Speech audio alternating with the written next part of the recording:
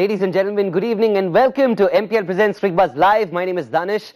I've just been a little bit of a schizophrenic patient this entire season of IPL. I'm playing Mr. Nags. Now that RCB's season is done, I'm back to being myself. Good evening, Shaun. Good evening, Joyda. How are you, gentlemen? Oh, good, and you? And you, how are you doing? I'm good. Actually, today's a very special day. I've just come into the studio and I've been told you're leaving tonight. Well, they said once you arrive, I have to go. So No, he just said, look, he said, I can do just one game with Danish, that's it. I can't do any more than that. I can take him for one game. Right. And, I'm just happy to see no bandages and all. After the season RCB's had, I thought there'll be a few injuries here. The injuries are inside, sir. Court ke niche dil ka socho. Don't worry. There are many such people in the dressing room, in our control room, who have many such injuries from many teams. Oh yeah, tell us about it. This entire tournament has been that. Well, today is of course a virtual eliminator. It's a very important game. Kolkata Knight Riders playing RCB B. Kings 11 Punjab. Half our players are there, and I know everybody in Bengaluru is going to be rooting for Punjab, I guess, right? Yeah. I'd say I remember when 2014 when KKR won, they were called the Karnataka Knight Riders because there was Vinay Kumar, Robin Uttappa, all these guys were there from here. So here also you have the same, except that they're not playing all of them. I mean, Mayank Agarwal is playing, KL Rahul is playing, but for some reason Karun Nair doesn't seem to have a chance. Have you had anything to do with that? I haven't, but I know somebody. Maybe in the studio. I don't know. I don't know what to make of it. But today is a very important game. And what do you think both these teams are thinking going in there today, Shaun? yeah, I think they'll be a little bit disappointed about the way their seasons have gone. But it's an opportunity for them to try and get things back on track and to have some success today. I think Kings 11 have gone better on the road than they have at home. No, they've been better at home. So it's an opportunity for them with that confidence of playing well at home to try and put things right. KKR, they had that long losing streak. Yeah. They managed to get over the line against the Mombi Indians. I think they just need to come out and try and play the way they did in that game. Fearless cricket, they just backed themselves. And, even if they are to qualify, I think the net run rate has to improve drastically. So there's a lot for them to do. But let's hope that they just come out and play that same way. You spoke about playing at home and how these teams have fared. We, in fact, have a stat that we've put together. Would just like to talk us through that. Joyda, you want to take over from here? Yeah, just simply, Chennai's record at home is unparalleled, and it has been for many seasons now. Like a fortress. It is the effort we don't use very much, but fortress. See, generally Chennai, despite the fact that they don't have one stand full. yeah, exactly. They're still going full throttle. Yeah, so basically Chennai, Rajasthan always have tended to be, Chennai, Rajasthan, Kolkata have been very good at home. But these last 2 seasons, Punjab has done it well. Remember, Punjab won all 3 of their games though they had home games in other locations as well. But all the games that they played in Mohali, they won last year. Yeah. So if you look at it, 7 of the last 8 games that they played in this place, they've won. And a large part of it has been because Ashwin is a very smart captain. And with very limited resources, he seems to have marshaled his guys very well. Remember one thing, these boundaries are large boundaries. It's a fairly large ground. Yeah. Okay, and he tends to know how to bowl in those conditions. So does Murugan Ashwin, his twin partner, spin partner. So they milk these conditions very well. So Andrew Tye, he was last year the highest wicket taker. Yeah. This year not doing well. Why? Again, away he's been getting hammered. But in conditions like this, taking pace off the ball, how hard are you going to hit it? Of course, they do have players like Russell who probably could hit it, but it's not going to be easy for them to hit. Yeah, I think when you go to the auction, you try and pick players who are going to be effective on your conditions, because you know your conditions. You don't really know what you're going to get when you go to the away games, and therein lies the challenge. I mean, Chennai, I suppose they look and say, well, if we can win 5 of our home games, that almost means we've qualified already. And it's such an important time to produce your right cricket, have your right tactics, because those are the conditions you can control. Difficult when you go away. But looking at the way I think CSK has been playing this season, I think they can win anywhere. Yeah, also Look at RCB for example. But CSK with Dhoni, CSK without Dhoni are 2 very different teams. Yeah. I mean, that's what you say. You say he's just one player, but take him out of the mix and they're a completely different team. And that's what you say. So much depends on that talismanic man that it's not funny. I mean, the last match that they won also, he was He was feverish. He had to be, bought out there. Yeah. Literally, he wasn't well at all. But Yeah. without him, they're a very, very dead. They needed that momentum because you won a lot. But if you sort of lose 3 going into the semi-finals and qualifying eliminator stages, you hit don't the want to take a confidence. chance. And since we're talking about Chennai Super Kings, let's talk about 2 Chennai boys. Ravichandran Ashwin, Dinesh Karthik went out for the toss. KKR won the toss. They decided to bat first. They're going to be bowling first. Let's just take a look at the Kings 11 Punjab team lineup first. They have 2 changes there. Sam Curran and Andrew Tye are in. David Miller is out. And Mujibur Rahman is out. Yeah, no surprise on David Miller. From the time that I've been watching, he's had an average tournament. He's a guy who set the world alight probably 2 or 3 seasons back.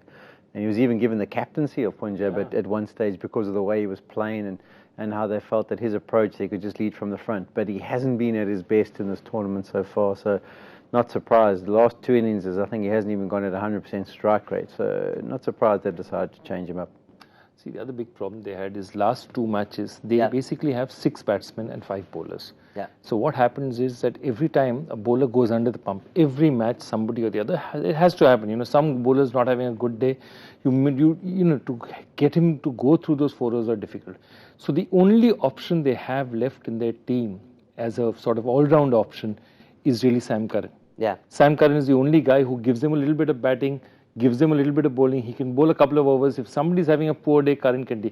The only problem with that is that, okay, Miller has not given you much, but Curran is not really a guy who should be batting at number 4 in a team like this. So Pooran will probably come in at 4, Simran will probably come in at 5, Curran will slot at 6, just above Ashwin.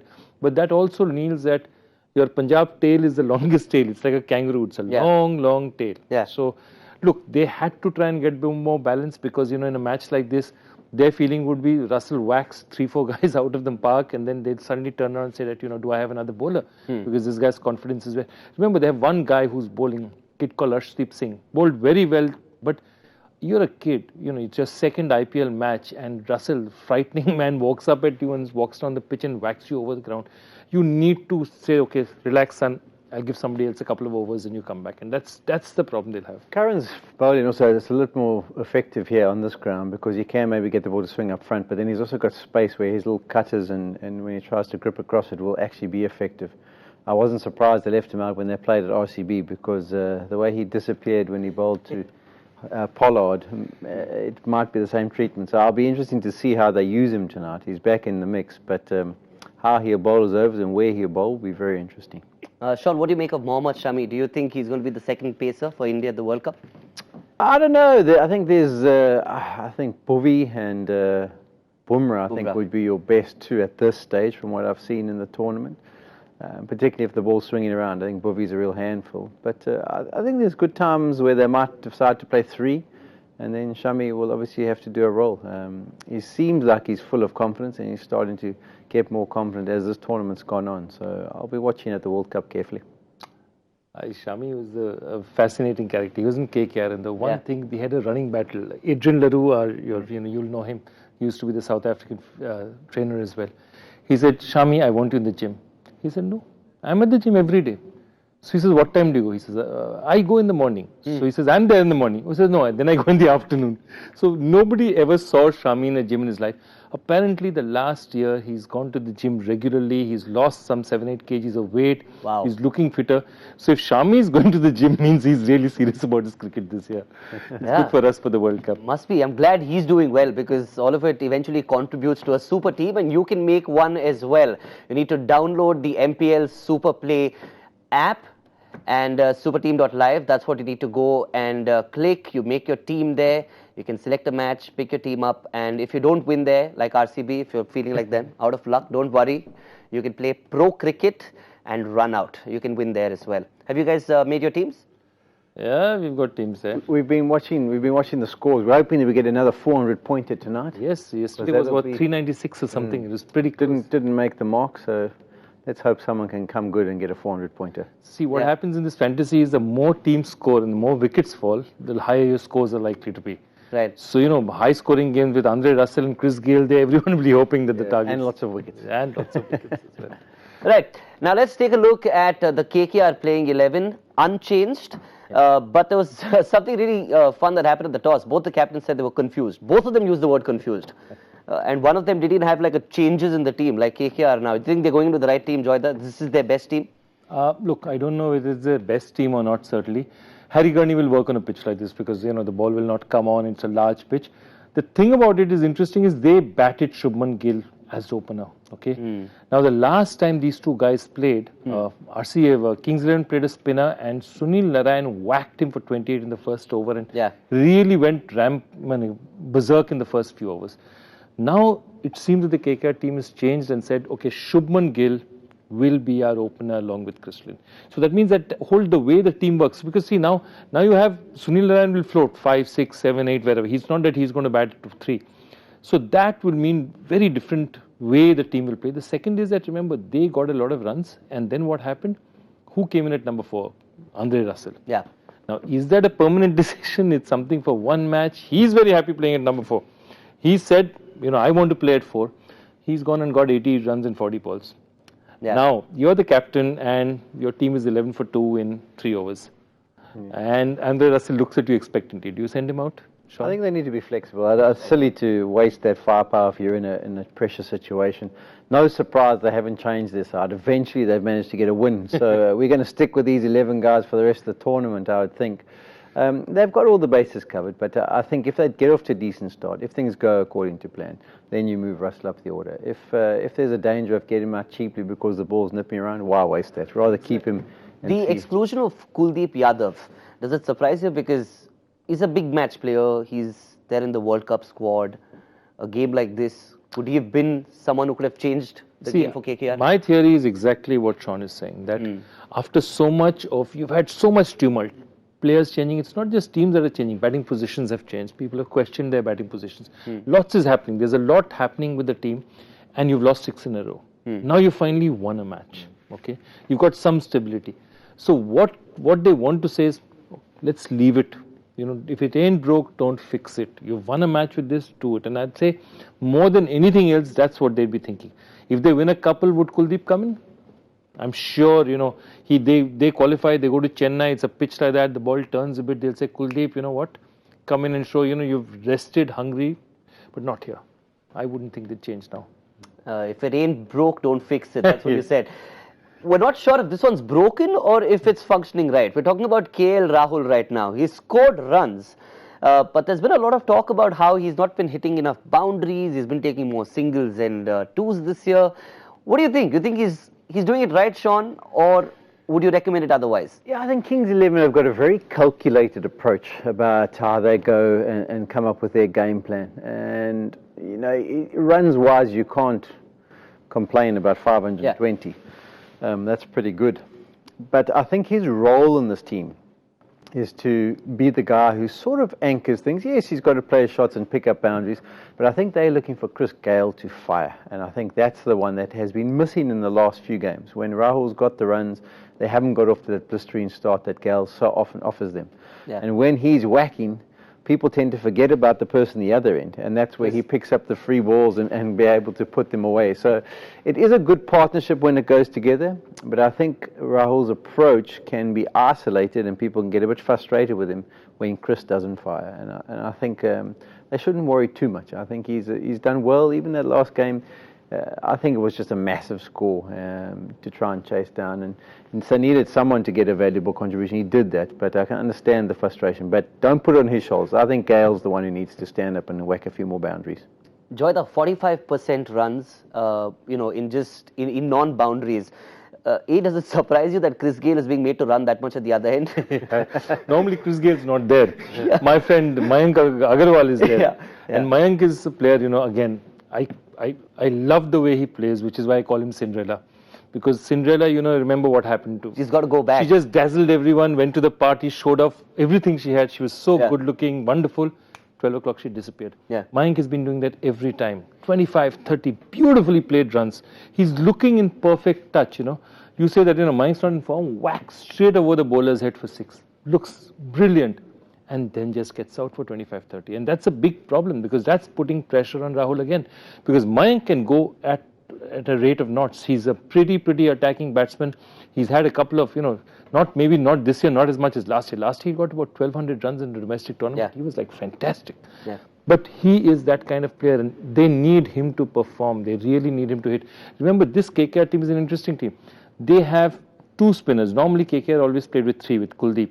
Here they have 2 spinners, but even your 2 spinners, Kuldeep, this one, Piyush is not really a true spinner. He sort of flicks it on, gets it on. He does whatever it requires for you to cross the line. So, Yeah. He bowls faster ones. He's bowled bouncers also, I've seen him bowl. So he's a very different bowler. So this might just suit somebody like a Mayank Agarwal going at him. Puran might also feel happy with this pitch. It's a 24-hour clock. If you get to 24, that's midnight. Yeah. So you must go back. So 24 is his maximum. 24, that's right. Now I know.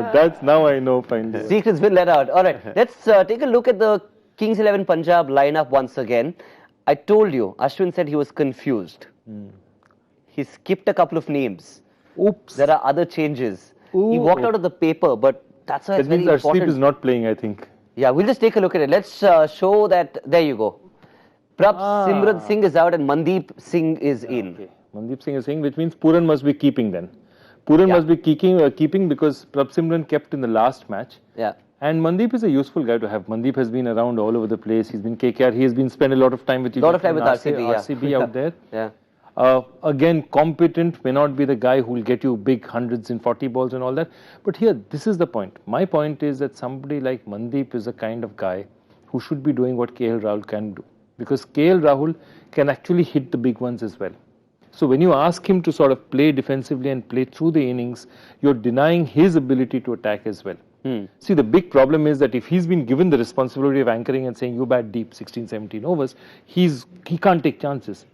And my point is, if Mandeep takes chances, he doesn't have the strength or the range of shots to take advantage of it. So, somewhere out there, I suspect they're missing a trick. The person who they want to be a sheet anchor is probably playing a dasher and the other way around, More importantly, I think they need to get the match referees to announce the teams. they've been disastrous over the last 3 games. We've had guys asked, they couldn't remember the changes. Then we had Morris on the team sheet only 2 seconds before the game started. And now Ashwin doesn't even know who his changes he's made. What's going on? It's the end of the tournament. I think Shaun, we didn't need team lists. We lost a ball in this tournament. Can't get worse than that, can it? All right, let's talk about Sunil Narine now. All right, talking about instincts. See, when you say talk about Sunil Narine, thank goodness it's much easier than talking to Sunil Narine. Yeah, I just took a bit to even say his name there. He's a good friend of mine, but getting words out of him is like dental surgery. You extract them one by one by one. He's like a Haryanvi kabaddi player. The players were good. Sunil Narine is like a raging bull in Spain. Put him against a red t-shirt and he goes nuts. Kings 11 Punjab and him have had like a great love relationship. Every time he plays against them, he goes nuts. Take a look at that. 2012, 2013. I remember that first game, and it's a strange one because it was his second match, his first match playing in Kolkata. Got 5 wickets, just bamboozled them totally, and somehow he managed to contrive to lose that match. You know who the guy got Punjab across the line? Who was it? A certain Piyush Chawla. Oh, we spoke about him as well. Wow. Then Mohali, he did really well in Mohali in 2013. Again took a hat-trick. We lost that match as well. 2014, of course, Kolkata won their second title. He was at the non-strikers end. He just come in there again. Great. He was there at a very important time. But 2017 was an interesting one where that was the thing that actually changed how KKR played. That opening, putting him in the opening slot is what changed everything. And that, I think, has been a huge adjustment. It's worked very well for KKR for 2 years. I suspect it's now the end of that experiment. 2017, 2018, maybe 2019. Shaun, you think it's run its course, this opener? Yeah, the one thing you don't forget as a player when you're in those teams is people who have performed well against you. And when they come to the crease, you all look around and just say, please, let it not be his day again. He can't surprise us with like 5 catches or something this time around. But it has been an experiment which I was very surprised at when they went to it. And it worked so well because left hand in combination, and he hit the ball, and because he played at the top of the order, it gave them such depth in their batting because one of their recognised batsmen would come in at 6 and 7. So even if they got themselves into trouble, they had that person to help them out. But I think they worked out how he approaches it, and it's a sort of a game plan that you can adjust to and understand and get the bowlers to restrict him in certain ways. So you're right, he might need to just reinvent himself, come up with the odd extra shot and a different way he's going to play. But his fearless approach against the spinners has always been key, and I don't think people are bowling spinners to him that much. Yeah, absolutely. What advantage it gave them was Chris Lynn's not a great player of spin, especially early in the innings. He doesn't like the field in and the ball just not coming onto him. So what happens is with Sunil Narine, teams were hesitant to throw in a spinner because all Chris had to do was rotate strike and let Sunil have a whack at the spinners. Yeah. Now that if this changes today, for example, if Shubman and he walk out today, expect a Murugan Ashwin or expect somebody out there, maybe one side they'll swing it because see, Andrew Tye is a frontline bowler. He's not going to bowl in the first 6. I mean, he normally never will bowl in the first 6. He'll come in late. So somebody up there, expect them to go slow up front. And that's something that with Sunil Narine there, they wouldn't have dared ever. No, and in fact, the last game, he took Varun Chakravarti for 24 runs. He took Varun Chakravarti not for 24 runs, he took Varun Chakravarti's career. After that, Varun Chakravarti, after that, hasn't shown himself. Chakravarti, it's already in past tense. Yeah.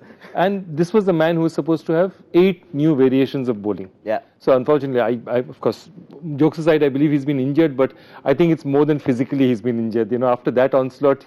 But I think cricket's an unfair game. He'll be seeing a Trinidad in his dreams. In his defense, he has 8 variations. There are only 6 balls in an over. He should have had 2 more. He'd have got about. It saved the other 2 there.